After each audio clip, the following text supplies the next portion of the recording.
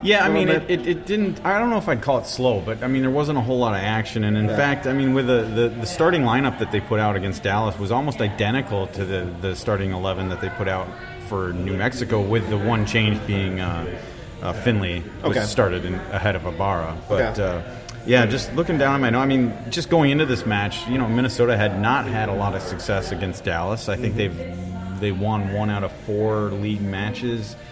In fact, the 3 that they lost were, I believe, shutouts. Except for the 3 losses compared to 1 victory. The 3 losses were all shutout wins, clean sheets for Dallas. So we weren't scoring any points against Dallas is the deal. And through the first, through the first half, there was no goals scored at all. No, and I think they had decent Minnesota had decent passing.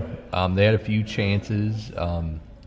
I remember Finley and Darwin blew some opportunities. I don't think it wasn't a bad game. There was a huge missed opportunity. I think it was early on in the 6th minute. Kevin Molino put a ball up. He came up the middle, put a nice ball onto Finley, and then to Darwin, and then he unfortunately missed it. It was well defended, but they should have finished it well. And I look back at my notes, and I'm just thinking, I wasn't impressed with Boxall Opara. Now, granted, it was 0-0 going into the half, so I guess I can't be that disappointed. Yeah. But I just think the center backs weren't performing well. Passing needed to improve. That Minnesota was losing the midfield battle, I kind of felt throughout most of that first half. I did jump out of my couch at one point in that first half, and I think half the stadium did as I was watching it on TV.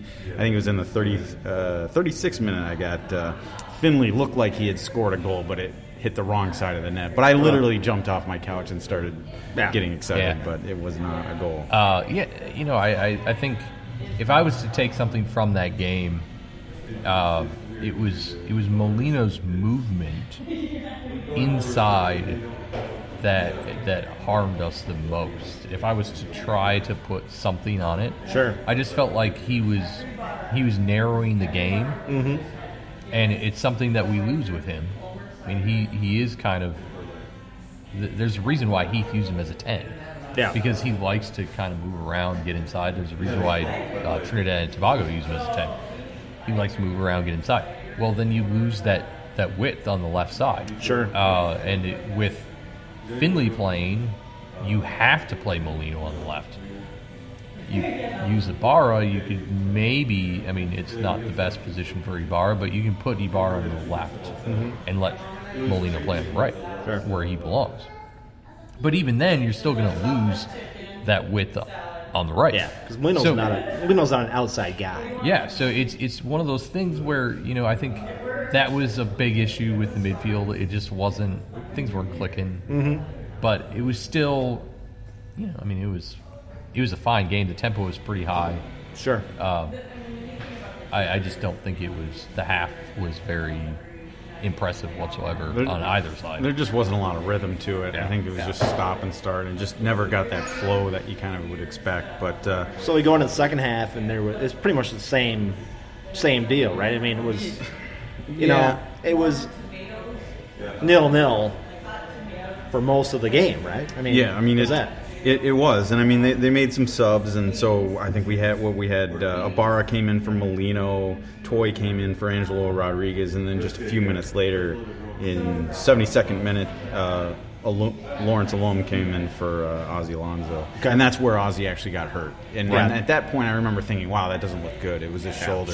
Well, and he actually got hurt earlier than that. They let him play a few minutes before he finally came out. In fact, I thought when Ibarra came in, he was coming in for Ozzy. Sure.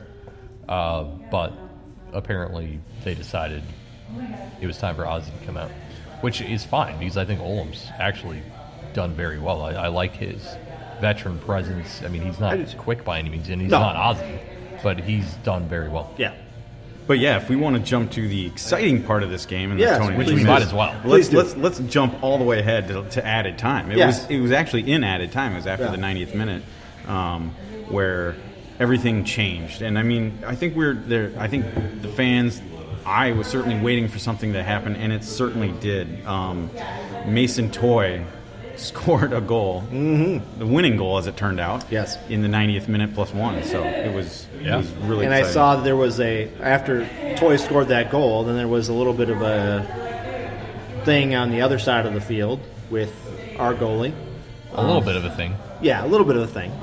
You know, and I don't know. First off, I got to tell you, Toy, his presence, his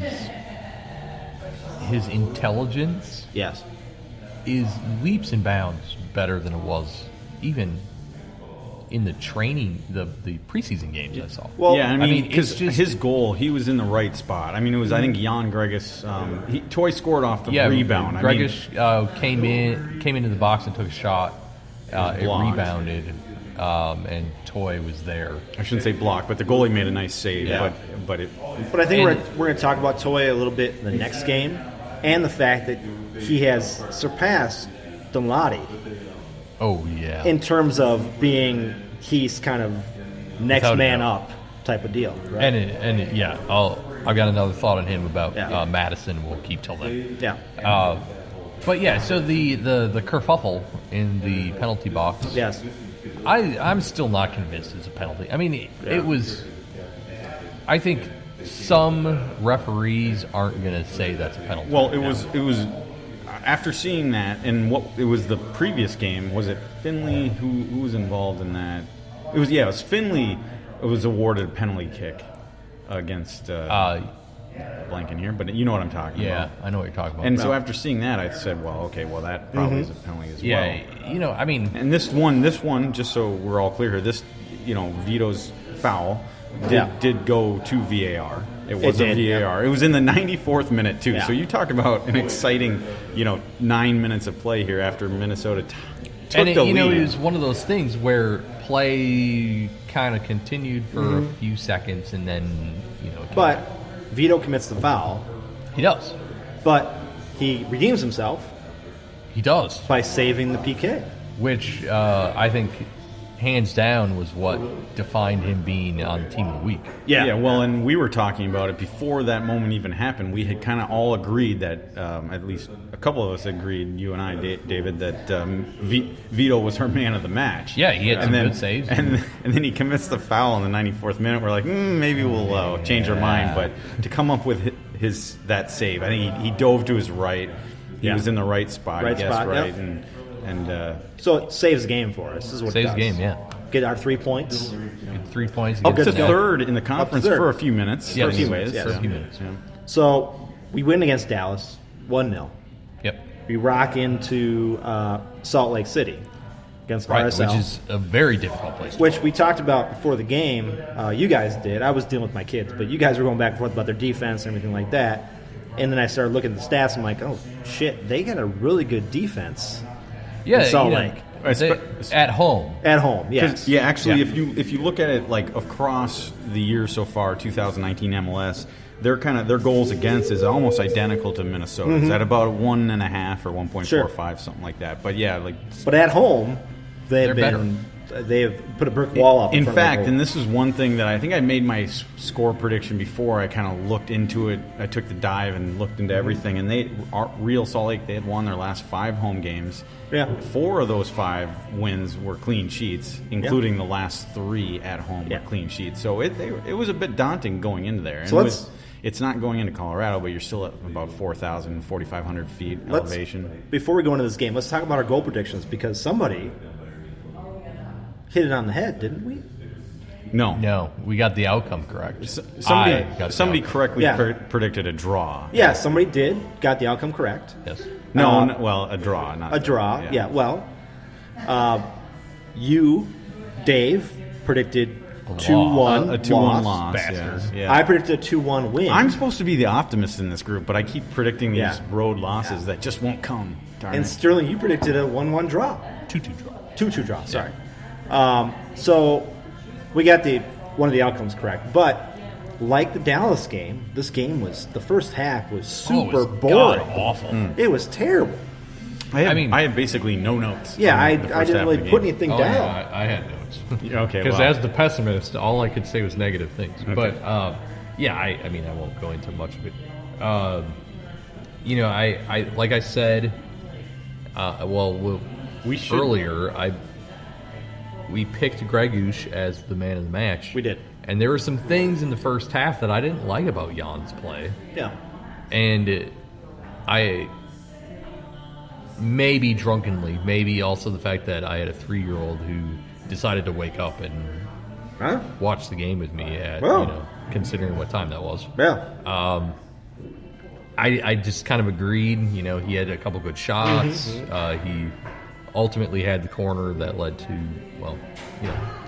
the goal. And I was like, overall he played very well on defense. Yeah. But on offense, there were just some things that were off. He made a lot of off passes. I think there were a few times he just completely misread Romaine's runs down the side. Yep. There were a few times he missed Finley, which I would like to, as much as I like Finley, I don't like him, and I would like to try to blame that on Finley. But I think it was Jan just not playing the ball right. Let's talk about Romaine a little bit. No, and actually, let's do that. And I just, as we transition to Romaine, I think we should talk about the lineup that they put out against Real Salt Lake. And a big reason for a little bit of a shuffle was that, of course, Ozzy did not make the trip. We mentioned that. Angelo Rodriguez did not make the trip. Yep. So you had a few changes, and you were kind of wondering that when you get Metnier back, that's great. He's going to slot into his role. But, then what do you do with, say, a Gasper or a Dotson? Well, and, they moved him into, they played Dotson. In his what he should be at. They replaced Ozzy with him. So he was played as a 6. He's actually an 8. Yeah. All right. But 8 and 6 can interchange relatively well. Yeah. I think I had put out on Twitter that I thought it was going to be interesting to see because you had Jan and Dotson, both 8s, playing in that 8 and 6 role. Yep. And we saw that a lot last year with Schuler and Ibsen or Schuler. And thank God Schuler didn't start. Jeez. Whoever, Yeah, so it's like, I thought it was going to be really intriguing. Plus, on top of that, Molino started on the left. And as I pointed out earlier, Molino's not a big defensive guy. No.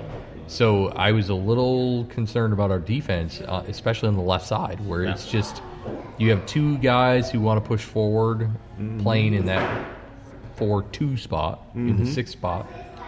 And then you've got this guy on the wing that's just not a big defensive guy. I was a little worried about the left side. Overall, I think the best part of our play last night was our defense. Yeah, it was. Gasper. I don't recall. Yeah, Gasper's great on the left. Gasper had some great plays on the left. But I will say this again, and I've said this in the podcast before, he has to watch what he's doing. There was a couple shoves that he had that could have been called fouls in really bad positions. Yeah, and it's interesting. I keep going back to when my wife said that he was a douchebag. He looked like a douchebag. He does kind of look like a douchebag. And a little bit. He is. He kind of pushes that limit on what's considered a foul. He does. He plays very physically, and I commend him for so far being able to figure out the limit. Again, he's found that gray area. Yeah. Right? But let's talk about Romaine a little bit because him coming back, I think that's why the passes weren't getting to him because he hasn't practiced with the team for a while. Right? Oh, that's true. Yeah. So I think we get a little bit of a kind of. We got to reintroduce ourselves a little bit to what he does.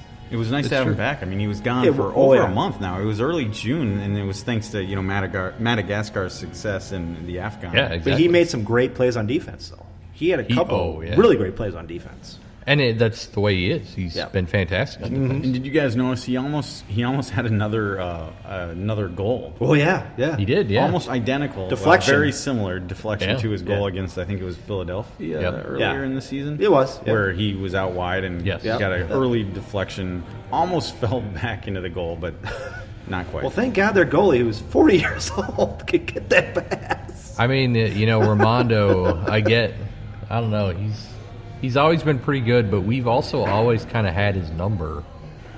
I mean, Christian had a good goal against him. I just want to say... Did he have a brace?